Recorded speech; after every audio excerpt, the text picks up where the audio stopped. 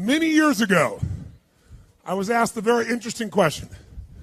Somebody asked me a question, they raised their hand in a seminar and said, Tony, can you change people that don't want to change?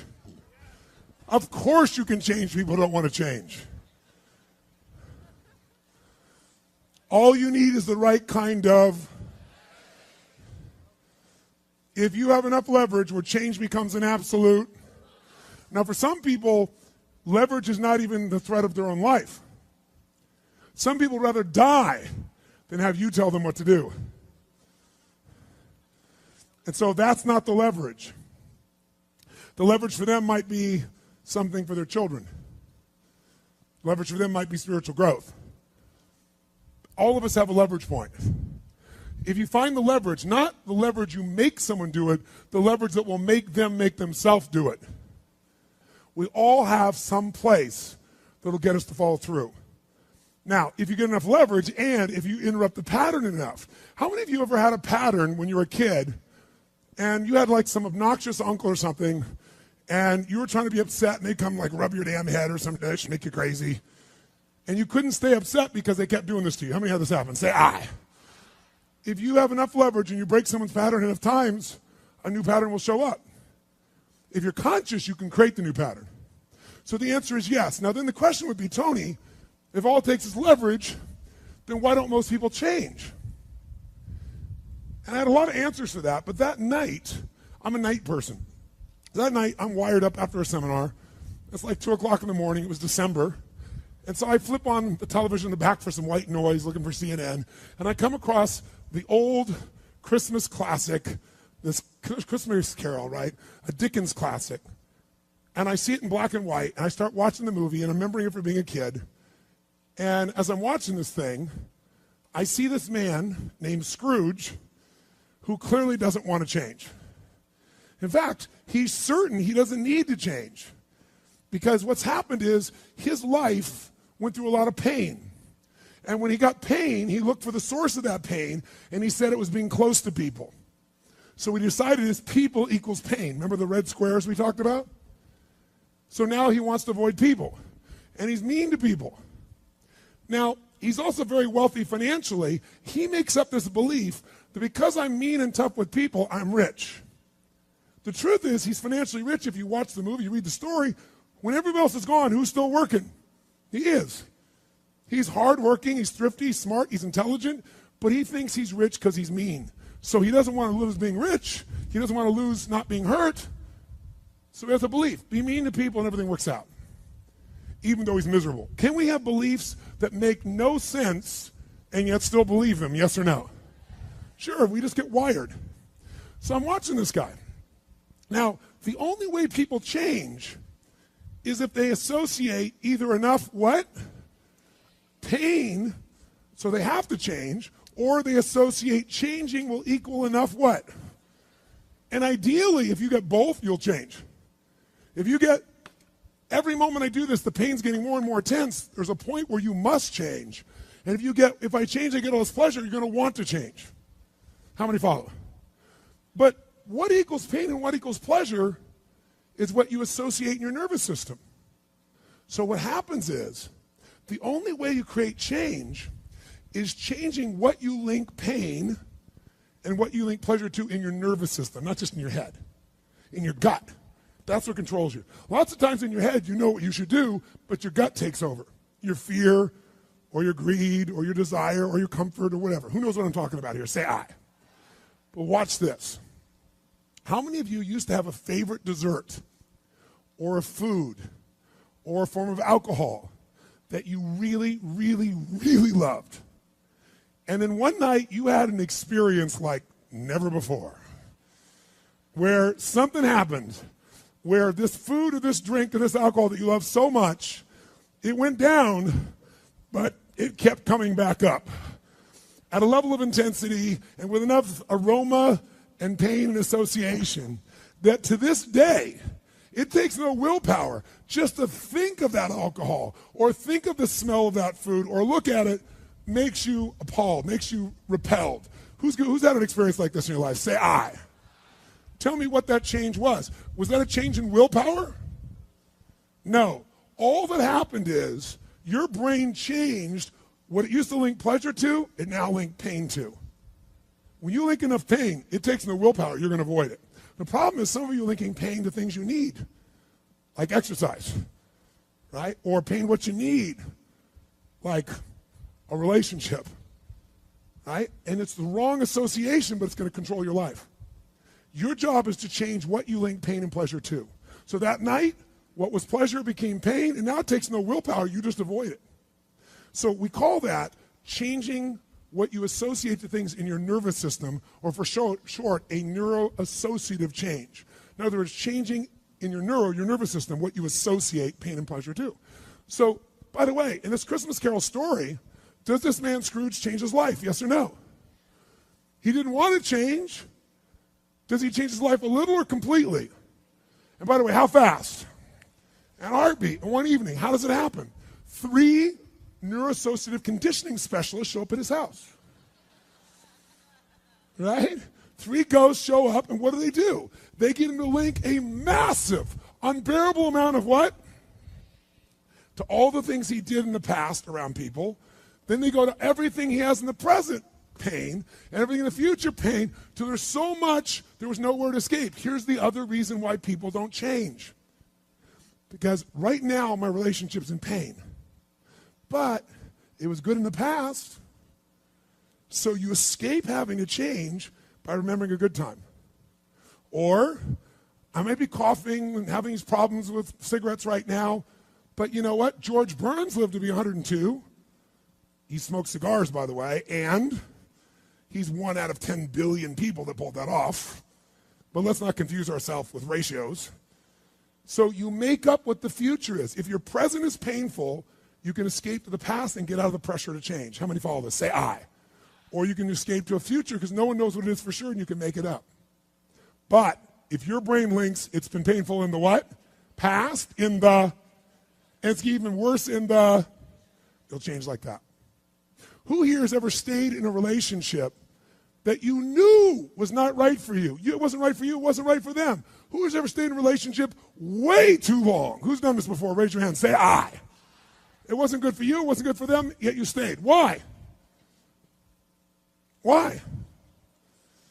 Because even though it's painful in the present, what'd you do? You said, it'll get better over there in the future. Who finally changed? Who here finally changed that? Say I. How'd you do it? Your brain went, it's painful now, it was painful in the past, it's going to be worse in the future, that's it. That's what I call a Dickens pattern. When you lock in pain in all those places, there's no place to escape, so you change. It's like if you put a wall here, and a wall here, and we close them in on you, amazingly, you'll move forward. That's what we're talking about, giving yourself leverage on yourself that way, not having someone else do it to you, you do it to yourself. That's when you got the power again. How many get it? Say I. This could be the greatest time you ever live if you control what you focus on, if you find a more empowering meaning, and if you decide to model the actions of those who succeeded before you. It can be the best financial time, the best emotional time, the best spiritual time of your life, but you better take control of your state. And if you think you're going to do it just by today, you're wrong. You're going to need to get yourself some rituals. Right now, every one of you in this room is controlled by your rituals. I don't just mean this one. I mean every morning you get up. I know your body. I can look at your body right now, and I can guess your rituals. Some of you, your rituals to work out 5 times a week, I can see it clearly. 4 to 6 times a week, it's obvious. Because you couldn't look like that if you didn't do that. Some form of workout. I don't care if it's walking, lifting, whatever. Some of you, it's obvious that lifting weights is part of it. You can see by that man's muscles.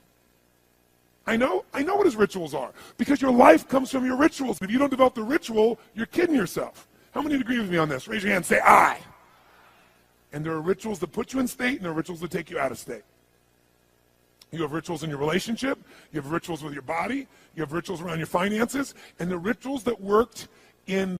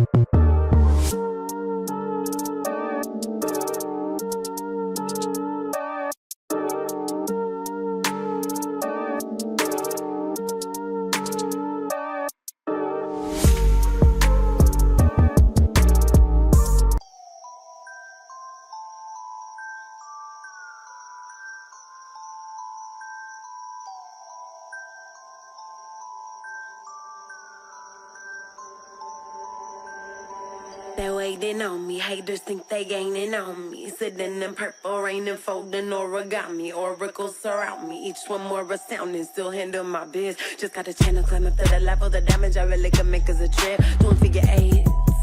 Ace, are you coming back now? But it's way too late. Just trying to be grateful. Just trying to be great. Yeah. And one thing it taught me is this is the moment to get it. So have faith and don't hesitate. Where my bad girls at? Bad girls at? From the front to the back, front to the front to the front to the front to the front. But it work right now, work right now. Put it work, let me see, put it work. Put it work, let me see, put it work. Work. Put it work.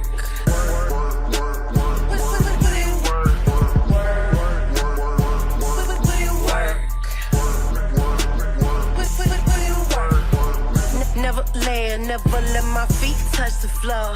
I just flow in my zone, you can't touch us though. Keep it moving, UFO, I just got to go. I can't touch the floor. Take that, break that with a bit. The reaping time of fall in the markets and in business and in real estate, those rituals won't work now. If you do the right thing at the wrong time, you get pain.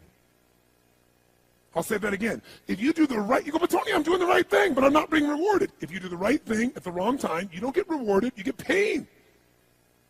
So you better do the right thing at the right time. And to do that, you better know what season you're in. And to do that, you better learn how to change your state, how to take control of your own conditioning. That's what I live for. Does this make sense to you? Yes or no? Come on, guys. Yes or no? So now it's time to train yourself to do that. I'll show you how fast it can change. Try this just for a second. I want to show you what you can do with just focus. Try this for a moment. I'm going to give you a test. Sit up in your chair with some energy. Make sure your buddy next to you is in a strong state. If otherwise, adjust their state. Come on, change their physiology, whatever they got to do. See if they're ticklish. That might help. Now do this. I want you to look around this room right now and find everything in this room that you can find that is brown as fast as you can. Look for brown, look for brown, look for brown.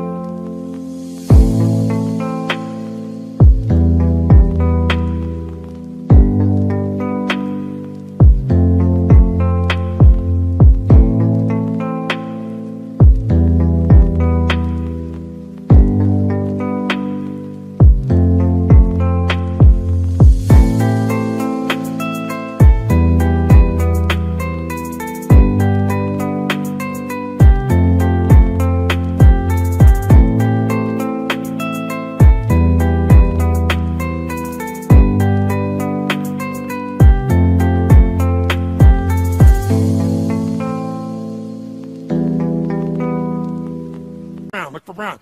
Look around you. Look for brown. Look for brown. Look for brown. Okay, close your eyes. I'm going to give you a test. With your eyes closed now, shout out loud everything you saw that was red. If you see a lot more brown right now than red, say yes. Open your eyes. Look for red now. I want you to really look for red. Look for red. Look for red. Look for red. Anything you can find that's red, look for red. All around you, look for red. Raise your hand if you found more red this time and say I. Why did you find more red this time? Because seek and you shall. That's right. Whatever you focus on, you're going to find it. In fact, let me tell you something. You'll even find it when it's not there. How many saw burgundy, called it red, just so you could have more things you counted? Raise your hand and say, I. Come on. See, whatever you're looking for, you're going to find. So if you want to change your life, my friends, you've got to change your physiology and you've got to change your focus. By the way, how fast can you change that stuff? How fast, my friends? How fast? How fast? Come on. In a heartbeat, once you rechange your conditioning. That's all you got to do. And you can do it fast. You can do it with a question or two.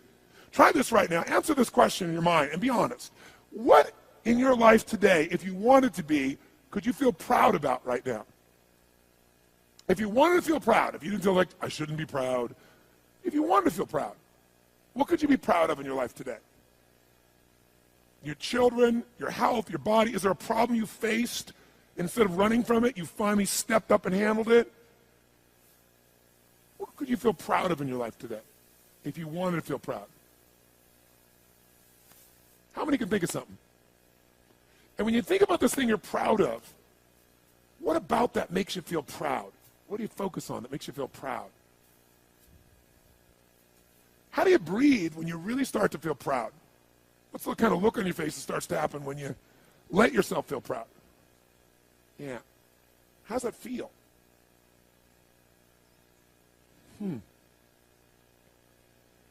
Think of another area of life. Think of an area of life that you're grateful for.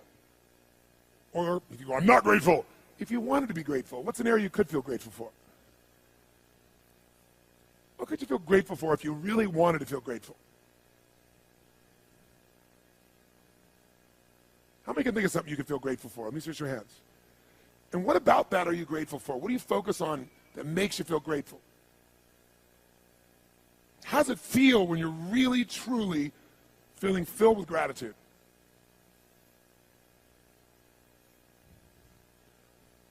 Here's one. If you wanted to be excited about your life right now, and you were willing to be excited, you're willing to buck everybody else's trend, what could you feel excited about in your life if you wanted to feel excited? What could you get excited about if you really focused on it and you really took it in?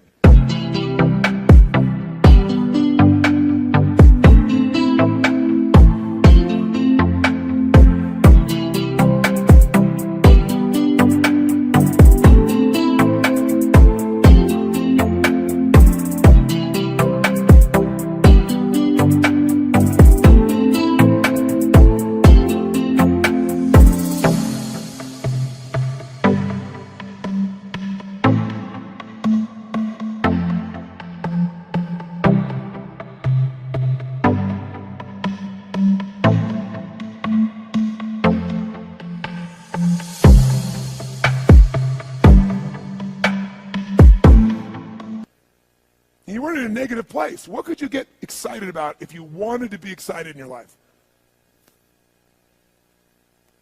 What could you get excited about? How many of you can think of something you feel excited about right now? Raise your hand. Let me see your hand. Say I. When you're really excited about it, what about that excites you? Or when you're really excited, how do you feel? How do you speak? What's your life like? By the way, when you're excited, does it tend to touch other people? Yes or no? Absolutely. By the way, do people have a tendency, by the way, who feels different right now than just even a couple moments ago? Raise your hand and say, I. Why? Because focus is controlled by questions. If you ask a different question continuously, not once, continuously, you will get a different answer. If you ask a lousy question, you get a lousy answer and a lousy state.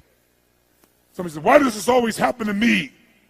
It doesn't always happen to you, but the brain's like a computer. Ask it a question, it'll have to come up with an answer because you deserve it, you idiot. Someone will say, how come I can never lose weight? You can lose weight, but if you keep saying, how come I can never lose weight, the brain's got to come with an answer. It goes, you're a pig. Lousy questions create what? Lousy answers. Ask a better question, get a better answer. Now here's what I want you to get. I want you to get that you can change your state. How fast, guys? How fast?